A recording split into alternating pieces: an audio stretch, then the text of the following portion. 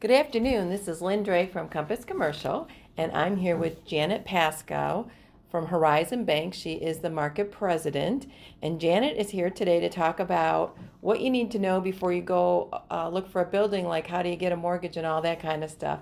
So how are you, Janet? I'm doing terrific. Thank you, Lynn. Thank you for having me today. Happy to have you, and I know the audience is going to love to hear what you have to say. So let's just start. Let's say I want to buy a building. What do I need to come with before I see you or to make it successful? Well, first I would say that you really need to have your business plan in order. Um, what are you trying to accomplish with the acquisition or leasing of a new larger space? And really have it all laid out. Well, why do you want to do this from a business standpoint? What's your strategic objective? Where are your new clients going to come from that are going to cover that increased overhead? And then translate all of that into financial projections so that you can be certain that you can afford what you're seeking to set out to accomplish. Right, because you need to know you're going to be able to get the mortgage too. So if somebody wants to get a mortgage, what do they need to bring you? Well, they need to bring me first a business plan. They need to bring me their bio, something that, and that could be baked into the business plan, right? But something that explains their history and helps build their credibility from that very first point of contact, that they actually have what it takes to run the business the size that they're contemplating. Cool. What about financial stuff, numbers and stuff? So many financial things. So first, on 3 years tax returns of the business, and hopefully also 3 years of your CPA prepared financial statements or your direct financial statements, but something that has a little more detail than the tax returns. And we look for both and cross compare for consistency, but basically 3 years of good history. And then every small business owner should expect to guarantee their loan. So as part of that analysis, we collect 3 years personal tax returns, and then they need to prepare a personal financial statement, which can be very time consuming for people. I actually just worked with he's currently a small business owner looking to expand, and it took him over a month to make the time to set aside to really document everything he had, because he could verbally tell me in 5 minutes, Sure. I've got this and I've got that, and but pulling all the details together of knowing exactly if you've got side real estate investments, how much your income is and how much your expenses are and how much you're really making. A good personal financial statement asks you to document all of that so that you can see not only just what your assets are, but what your direct liabilities are and what your hidden liabilities are. In the banking world, we call that a contingent liability. That's a new term for me, contingent liability. So anything that you guarantee is considered a contingent liability, and contingent meaning it only comes into play if something goes wrong with the asset, right? So if you make a good investment and the rent is paying it, and it never really becomes a true liability of you personally. But people in real estate sign their name all over the place, and so they have very big contingent liabilities. Most small business owners, it's limited to one or two things, but it can be a sizable obligation. Even lawsuits are contingent liabilities that we would want disclosed and explained. Because some lawsuits can be initiated by you, and it's you trying to right a wrong that was done to you. That doesn't necessarily count against you. But you want to be able to explain that up front, because there's a question on every bank's personal financial statement form: are you involved in any lawsuits? So that's definitely something you should be prepared to talk about if it's in your circumstances. Also, if you own a bunch of real estate, being able to put together a good, what we call a global cash flow financial statement that summarizes all of your real estate holdings is an important thing. It's actually required in universal bank underwriting now, post-crash world. If you have any more than five assets in real estate, you're required to put this together. And it always surprises me how people in that business still don't have they may have one, but it's missing half the columns, or it's just very incomplete, so you have to then go through and ask a lot of additional questions. So the more you can make it easy on your banker is the bottom line, the better experience the banker will have, and you will have getting your loan approved.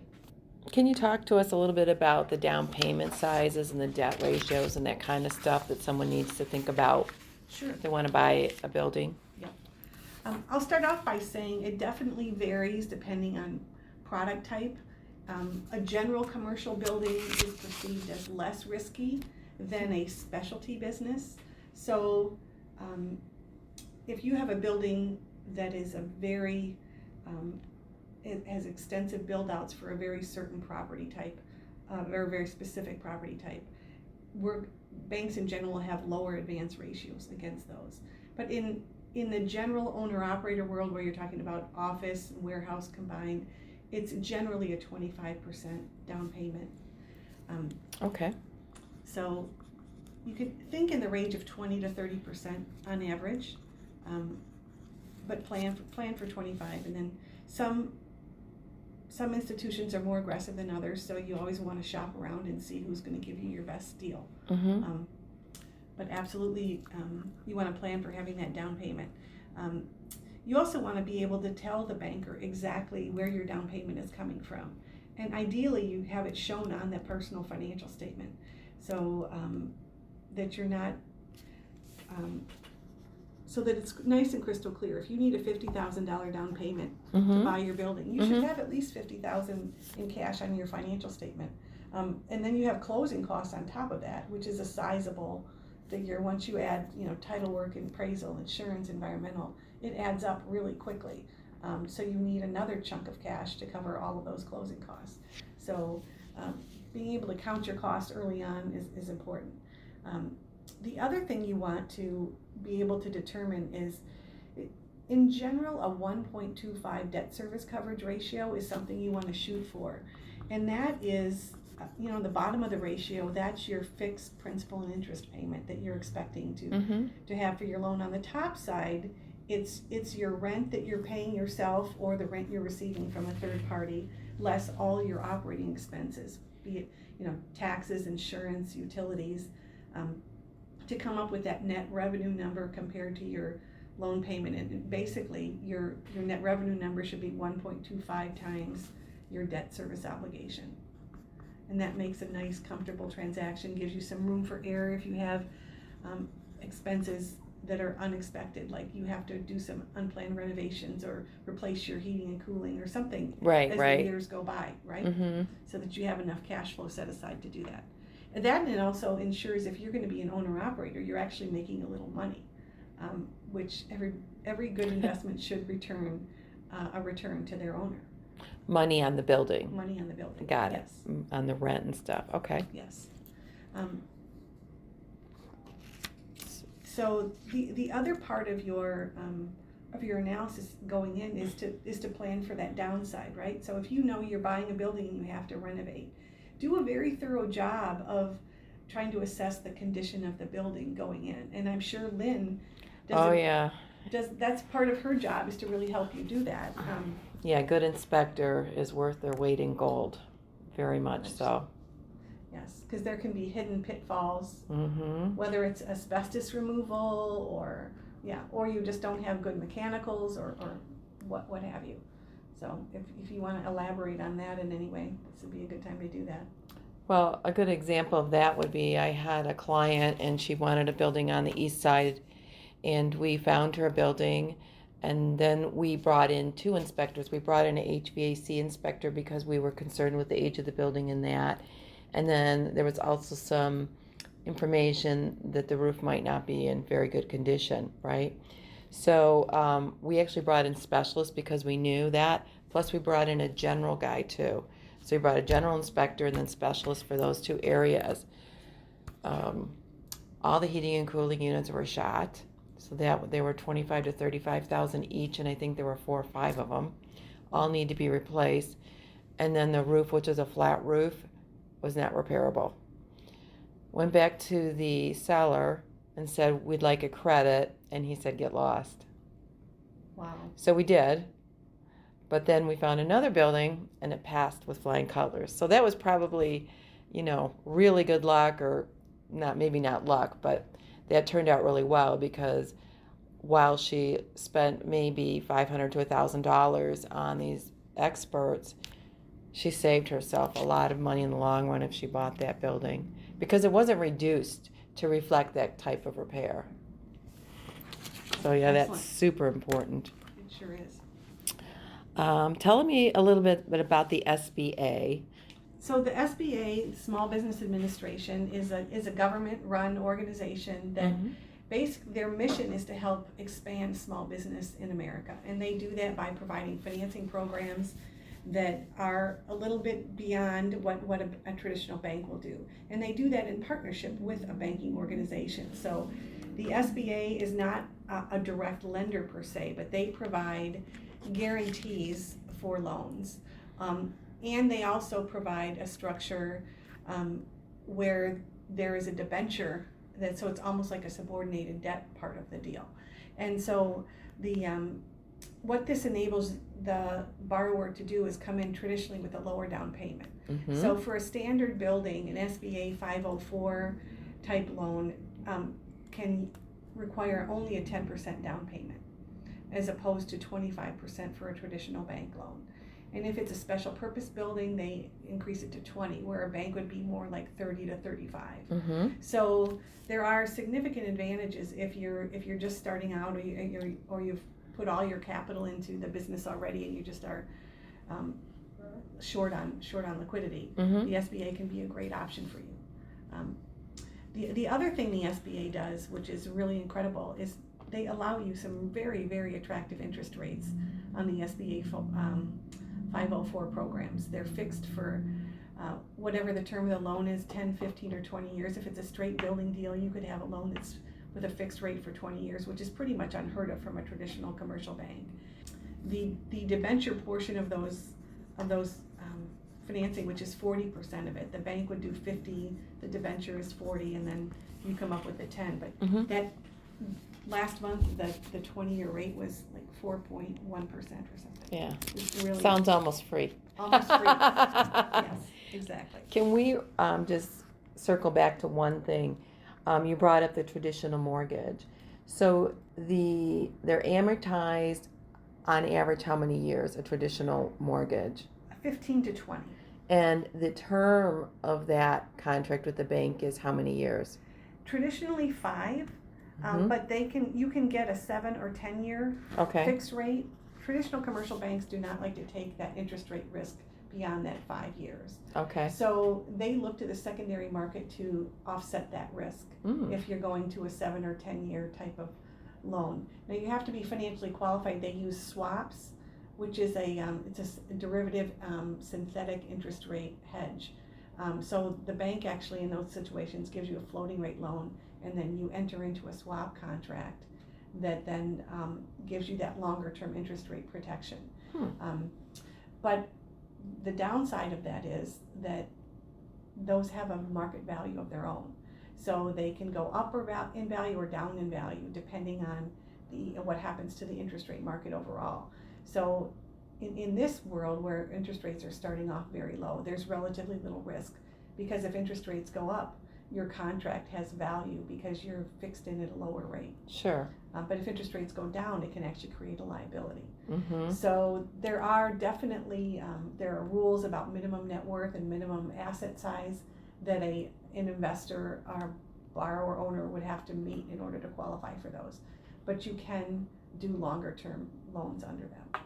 Okay, thank you. I just realized we hadn't talked about that when we were doing the traditional loans.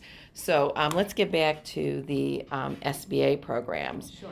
So there's, we talked about the SBA, that it has a lower down payment, and it's a fixed term. And businesses, okay, so the size of a business for that SBA would be what? So the businesses are generally fall into what the government classifies as small business. So they have to have a tangible net worth of less than 15 million and an average profit of less than $5 million for the last 2 years in order to qualify for the 504. So that actually gets to be quite a sizable Yeah, business. that's a big business. It's a big business. Yeah, when we're thinking about a traditional small business. Right. But there are definitely limits. Because I ran up against that. Just recently I was working on a project where I had a group of investors that were very well heeled in one industry, and they wanted to head off into a new industry, and they really aren't related businesses, but they both involve real estate, right? So, but they were so sizable in their other business. They're in a sense they were startup in a new thing, but they almost got disqualified from even looking at a 504 because of the size of their other business. When really, in the bigger picture scheme of things, it was a perfect fit to help them offset risk, and so it just can be tricky. You always have to pay attention to those qualifications and make sure that you're not going too far down the road before you know you have a problem. Well, so I think for the listener, this is very valuable information because I actually have never heard those limits before. So that's news to me. It's good. Thank you. I needed to know that. And then let's just talk about, there's also a personal guarantee on this, but isn't there a personal guarantee on any mortgage? There is a personal guarantee on any mortgage, yes. So, but banks tend to be a little bit more forgiving on who is required as a guarantor. So if you have a group of partners and you have some that are 10 or 20 or 30% minority owners, but they're not really driving the bus, they're just bringing capital, and they're not core to the success of the business operation per se, a bank will often waive the requirement that they guarantee. Oh, I didn't know that. Yes. I see it all the time with 20%. In theory, we're requiring all owners be guarantors, but in the end, when you sit down and get into the details, we'll often waive it, especially if you have the right strength on the majority guarantor. But in the SBA's case, they don't waive rules. So anybody that's at 20% or more is required to be a guarantor. Got it. Okay, well that's interesting. Didn't know that either. All right, so let's talk a little bit about the cost for an SBA loan. What can you share with us? Well, SBAs are costly because there basically is a fee that you pay up front as part of your origination cost in order to get the SBA structure. And it varies between 3 and 4% of the guarantee amount.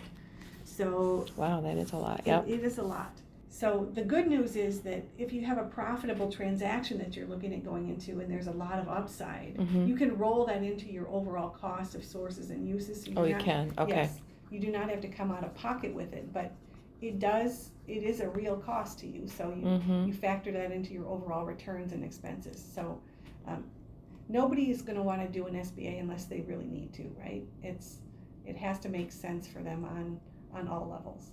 So, because there is a cost, it's not free. It's not just because you're a good small business owner. So they wanted a 10% down.